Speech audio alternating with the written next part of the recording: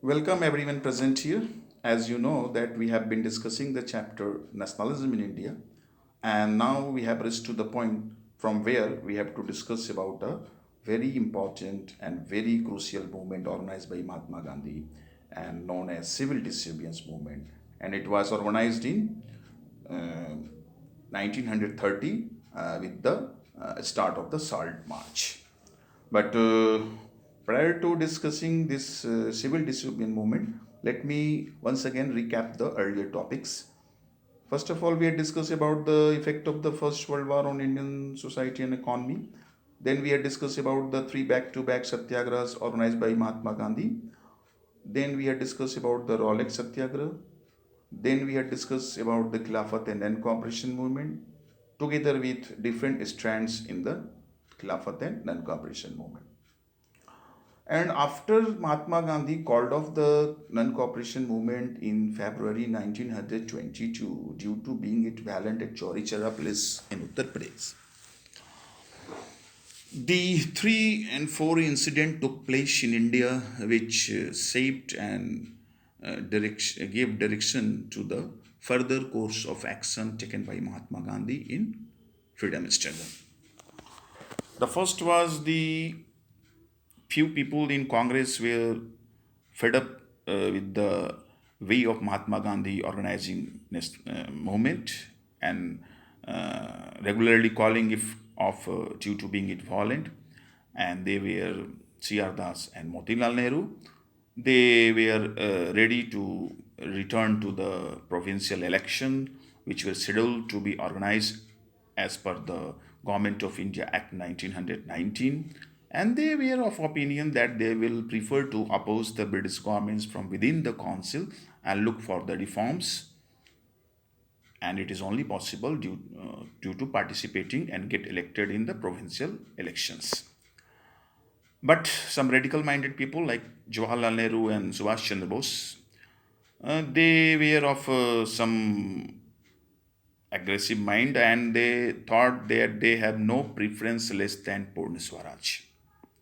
And for this, there was a Lahore Congress of 1929, which was held by the side of river Ravi on 26 January 1929, and it was decided up that from next year, 26 January will be celebrated as the Independence Day.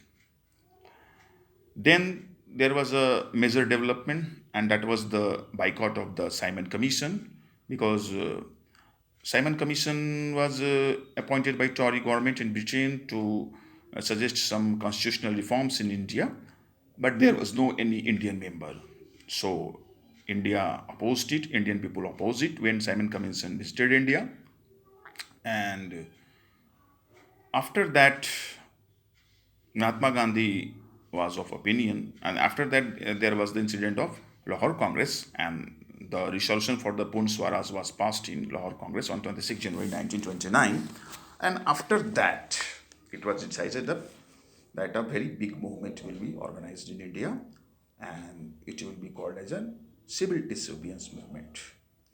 But prior to discussing this topic, let us have some brief idea that what were some matters and some incidents which led to the launch of the civil disobedience movement in India. तो कौन कौन सी बातें और घटनाएं थी जिसके चलते भारत में सभी ने अवज्ञा आंदोलन महात्मा गांधी ने शुरू किया, उसको थोड़ा हम लोग देखते हैं. Indian Indians launched a powerful struggle against the Simon Commission in 1928. The government resorted to repression. तो 1927 में साइमन कमीशन का गठन हुआ था और 1928 में वो भारत आई थी और भारतीय लोगों ने उसका विरोध किया था क्योंकि उसमें कोई भी भारतीय सदस्य था ही नहीं. तो फिर भारत का विरोध प्रदर्शन को भी ब्रिटिश सरकार ने बुरी तरह कुचल दिया था. Great depression made the life of the people highly miserable. मैंने आपको पहले ही बता चुका हूँ कि 1929 में एक वर्ल्ड लेवल पर बहुत बड़ा विश्व आर्थिक मंदी का दौर चला था जिसका प्रभाव भारत पर भी पड़ा था और भारत में भी अनाज की कीमतें गिर गई थी और अनाज बिक नहीं रहे थे जिसके चलते लोगों को रेवेन्यू देने में परेशानी आ रही थी. फिर लाहौर कांग्रेस में एक ये डिसाइड हुआ था कि 1929 में कि पूर्ण स्वराज का प्रस्ताव पारित किया गया था, और ये डिसाइड किया गया था कि इसके बाद सिविल डिसोबीडियंस मूवमेंट लॉन्च किया जाएगा। और उसके पहले एक हुआ घटना हुई थी, Lahore conspiracy case and Meerut conspiracy case हुआ की घटना हुई थी, और इसके चलते भी भारतीयों में असंतोष व्याप्त था। Gandhi ji inaugurated the movement by breaking the salt law as Dandi. तो सिविल डिसोबीडियंस मूवमेंट जो शुरुआत हुई महात्मा गांधी के द्वारा, वो एक बहुत ही बड़ी घटनाक्रम से शुरू होती है, और इसका नाम है साल्ट मार्च या नमक सत्याग्रह। महात्मा गांधी का ऐसा विचार था कि आंदोलन को इस तरह से शुरू किया जाना चाहिए कि सभी भारतीय उसमें भावनात्मक रूप से जुड़े, और एक बहुत बड़ा मैसेज देश के अंदर जाए कि किस तरह का ब्रिटिश गवर्नमेंट का काला मतलब शासन यहाँ चल रहा है। ब्रिटिश गवर्नमेंट जो कहती है कि भारतीयों को अपना स्वशासन खुद करने नहीं आता है, उनको स्वशासन करने के तक वो भारत में शासन करेगी, लेकिन what is the black face of the British government, that even it had imposed taxes on salt, which is a commodity of the food item which is used almost every society and every part of the Indians, and which are naturally available in abundance. But even this abundant, naturally available commodity cannot be utilized by the Indians. तो प्राकृतिक रूप से प्रचुर मात्रा में उपलब्ध नमक, जो कि खाद्य मतलब खाद्य पदार्थ में आता है और जिसको अमीर गरीब सभी यूज करते हैं, उस पर भी लोगों को टैक्स देना पड़ता है। तो इससे बड़ा काला धब्बा ब्रिटिश शासन का क्या हो सकता है। तो इसलिए नमक को उन्होंने नमक मार्च साल्ट मतलब मार्च ऑर्गेनाइज किया था कि सिविल डिसोबीडियंस मूवमेंट शुरू होने से पहले एक ऐसा मतलब सिंबॉलिक इंसिडेंट प्लेस किया जाए, साल्ट नमक बनाया जाए, नमक कानून तोड़ा जाए, ब्रिटिश सरकार की अवज्ञा की जाए। क्योंकि इस सिविल डिसोबीडियंस मूवमेंट का मकसद था ही कि हम आपके असहयोग आंदोलन में तो हुआ था कि मतलब असहयोग करेंगे शांतिपूर्ण तरीके से, अहिंसात्मक तरीके से, लेकिन सविनय अवज्ञा आंदोलन में हुआ कि अब हम शांतिपूर्ण से आपके आज्ञा का उल्लंघन भी करेंगे, अब हम एक कदम आगे बढ़ेंगे, लेकिन वो भी शांतिपूर्वक ढंग से ही होगा। तो नमक कानून तोड़कर, नमक खुद बनाकर गांधी जी पूरे भारत में यह मैसेज देना चाहते थे कि अब सविनय अवज्ञा आंदोलन शुरू हो गया, अब ब्रिटिश सरकार द्वारा बनाए गए कानूनों का शांतिपूर्ण ढंग से मतलब अवहेलना करना है, उसको तोड़ना है। तो अब सिविल डिसोबीडियंस मूवमेंट कैसे शुरू होता है, हम लोग देखते हैं साल्ट मार्च से शुरू होता है। और इसमें गांधी जी क्या करते हैं, Gandhi ji chose salt as the medium by protesting against the British rule, as salt was something consumed by rich and the poor alike, and it was one of the most essential item of food। तो महात्मा गांधी ने civil disobedience movement शुरू करने का एक तरीका खोजा। उन्होंने नमक को चुना, और नमक के ऊपर ब्रिटिश कानून में लागू था कि कोई भी भारतीय नमक खुद नहीं बना सकते हैं, और उन्होंने नमक इसलिए चुना क्योंकि नमक खाद्य पदार्थ का एक आवश्यक सामग्री थी, और इसे गरीब और अमीर सभी बिरादरी के लोग यूज करते थे। तो नमक को उन्होंने एक माध्यम, ब्रिटिश सरकार के विरुद्ध विरोध करने का, उनके कानून को तोड़ने का एक माध्यम बनाया। और नमक को इसलिए माध्यम बनाया क्योंकि नमक हर घर के भोजन में शामिल था, और हर एक भारतीय के भोजन में, चाहे अमीर हो गरीब हो, सबके भोजन में ये शामिल होता था, और इस पर टैक्स लोगों को देना पड़ता था। तो सबसे पहले महात्मा गांधी का विचार था कि इसी नमक को मैं खुद बनाऊंगा और ब्रिटिश सरकार के कानून तोड़ूंगा, तब पूरे भारत में माना जाएगा कि सविनय अवज्ञा आंदोलन शुरू हो गया। On 26 January 1930, Gandhi ji sent a letter to Viceroy Irwin stating 11 demands ranging from individuals to peasants. The most important of the demand was the abolition of salt tax. तो भारत में जो वायसराय थे लॉर्ड इरविन, उनको महात्मा गांधी ने 31 जनवरी 1930 को एक पत्र लिखा, और पत्र में बहुत 11 मांगे थी, और वो उद्योगपतियों की भी मांगे उसमें शामिल थी और किसानों की भी मांगे उसमें शामिल थी, सभी तरह की मांगे थी। और उसमें सबसे महत्वपूर्ण मांग था कि नमक से कर ब्रिटिश सरकार हटा ले। The government was asked to accept the demand by 11th March or else a full civil disobedience campaign would be launched। तो महात्मा गांधी ने आंदोलन पूरे मतलब एक तरह से चेतावनी देते हुए ब्रिटिश सरकार को शुरू की थी। लॉर्ड इरविन को उन्होंने एक पत्र लिखा था 31 जनवरी 1930 को, और उसमें 11 मांगे थी, और उसमें जो सबसे महत्वपूर्ण मांग थी वो थी कि ब्रिटिश सरकार नमक पर से कानून हटा ले। अगर ये मांगों को 11 मार्च 1930 तक नहीं माना गया ब्रिटिश सरकार के द्वारा, तो Gandhi ji civil disobedience movement पूरे भारत में शुरू कर देंगे। साल्ट मार्च जो इंपॉर्टेंट इंसिडेंट होता है इस सिविल डिसोबीडियंस मूवमेंट का, क्योंकि लॉर्ड इरविन ने गांधी जी की बात को नहीं मांगी थी, मांगों को नहीं माना था। तो Salt March mark the beginning of the civil disobedience movement. Mahatma Gandhi started his famous Salt March, accompanied by 78 of his trusted volunteers.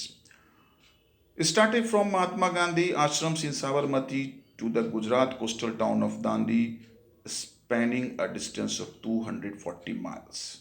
On 6th April 1930, Mahatma Gandhi reached Dandi with thousands of followers and ceremonially violated law by manufacturing salt from sea water by boiling it. So Mahatma Gandhi already threatened the British government that till 11th March 1930, if the 11 demands were not accepted, he will launch a full civil disobedience movement. और वही बात हुई, British government ने महात्मा गांधी के उन डिमांडों को नहीं माना, लॉर्ड इरविन ने नहीं माना। तब महात्मा गांधी ने अपना प्रसिद्ध नमक सत्याग्रह या डांडी मार्च शुरू किया, और यह उन्होंने अपने 78 विश्वस्त स्वयंसेवकों के साथ शुरू किया, और इसमें उन्होंने कुल 240 मील की यात्रा तय की, और प्रतिदिन वो लोग 24 मील चलते थे। 10 दिन के बाद उन्होंने लोग 6 अप्रैल 1930 को वो लोग मतलब पहुँचे डांडी, और वहाँ पर 24 दिनों के बाद वहाँ पहुँचे, और वहाँ पर जाकर उन्होंने नमक, महात्मा गांधी ने 6 अप्रैल को पहुँच करके नमक बनाया समुद्र के पानी से, और नमक कानून को तोड़ा। स्प्रेड, फिर यह कानून नमक मतलब किस तरह से यह आंदोलन फैला भारत में, इसके बारे में है। Soon the movement spread to entire nation. तो नमक कानून को जैसे ही 6 अप्रैल 1930 को महात्मा गांधी ने दांडी तट पर नमक बनाकर समुद्र के पानी से नमक कानून को तोड़ा, उसके बाद से सिविल डिसोबीडियंस का बिगिनिंग मान लिया गया, शुरुआत मान ली गई, और यह आंदोलन पूरे भारत में फैल गया। कॉलोनियल लॉज वेयर वायलेटेड, साल was manufactured in numerous places and in front of government साल फैक्ट्रीज। तो जैसे ही महात्मा गांधी ने नमक बनाया, तो फिर बहुत सारे लोगों ने भी समुद्र के पानी से नमक बनाया, बहुत जगहों पर बनाया, और फिर गवर्नमेंट के नमक फैक्ट्रियों के आगे प्रदर्शन किए। फॉरेन क्लॉथ्स वेयर बर्न, विदेशी कपड़ों को जलाए गए होली। लिकर शॉप्स वेयर पिकेटेड, शराब के दुकानों का मतलब धरना दिया, प्रदर्शन किया गया। पीजेंट्स रिफ्यूज टू पे रेवेन्यू एंड चौकीदारी टैक्स। अब इसमें तो फॉरेन क्लॉथ्स का बॉनफायर या फिर picketing of the liquor shop तो पहले भी होते थे।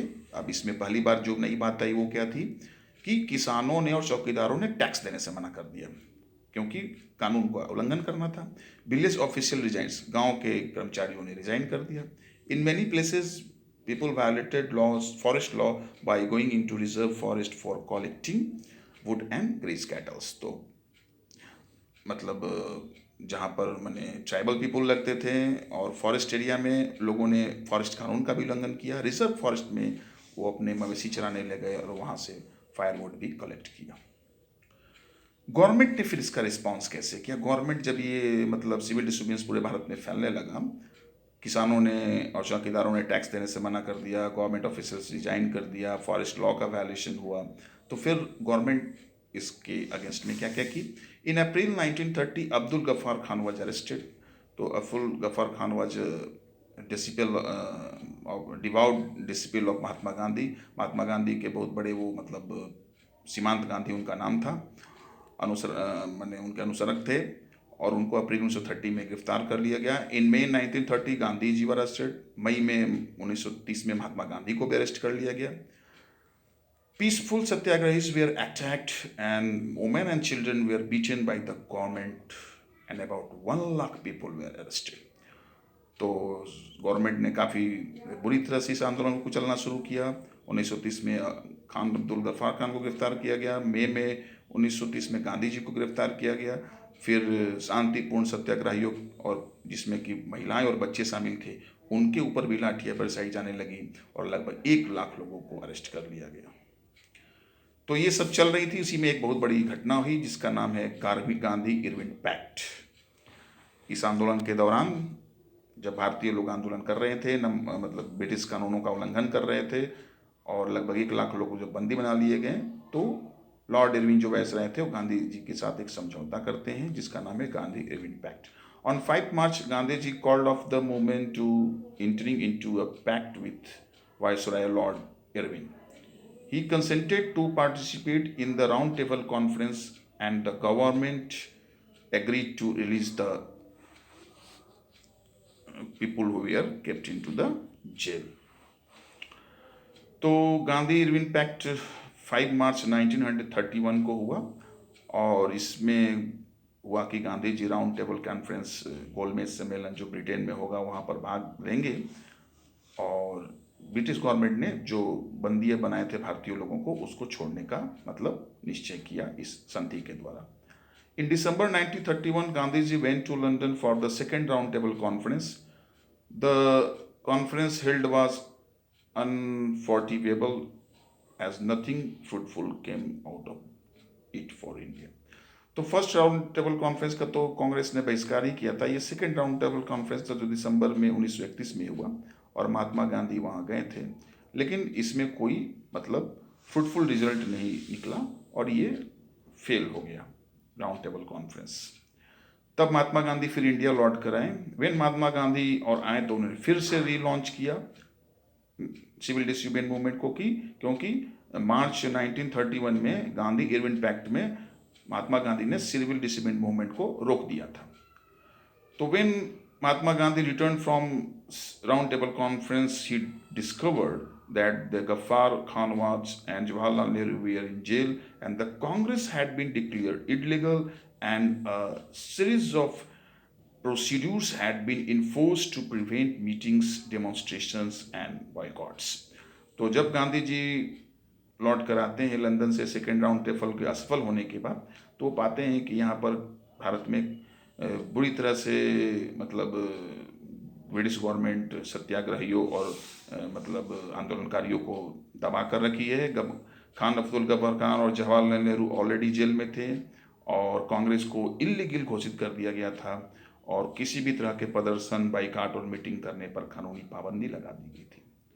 With great apprehension Mahatma Gandhi relaunched the civil disobedience movement in 1932 but by 1934 it lost momentum. तो गांधी जी ने फिर दोबारा से मतलब विरोध करने के लिए रीलॉन्च किया सिविल डिसोबीडियंस मूवमेंट का 1932 में लेकिन 1934 आते आते ये आंदोलन धीरे धीरे बंद पड़ गया और समाप्त हो गया। So no we come to know that Mahatma Gandhi had organised the civil disobedience movement by violating the salt law and making the law at the coastal town of Dandi by covering 240 miles in 24 days. And he had chosen the salt as a symbol to protest the British government, British rule in India, because salt was something, such a commodity which was used by both rich and poor, and it was very essential item and naturally available item. But even the salt was not bared by the British government.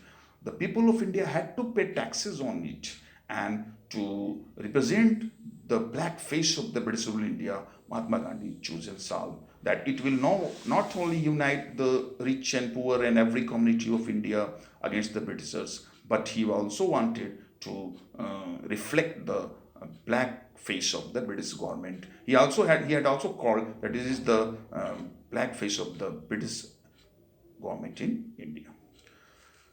And two incidents had taken place during civil disobedience movement. First was the Gandhi-Irwin Pact, and Mahatma Gandhi had gone to London to participate in second round table conference, but due to failure of the second round table conference, he returned back to India and relaunched the civil disobedience movement in 1932. But in 2 years, the movement lost its momentum and ended in 1934.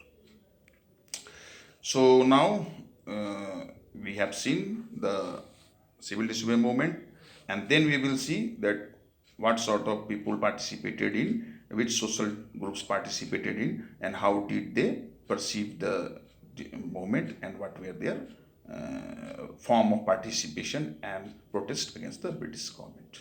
Okay.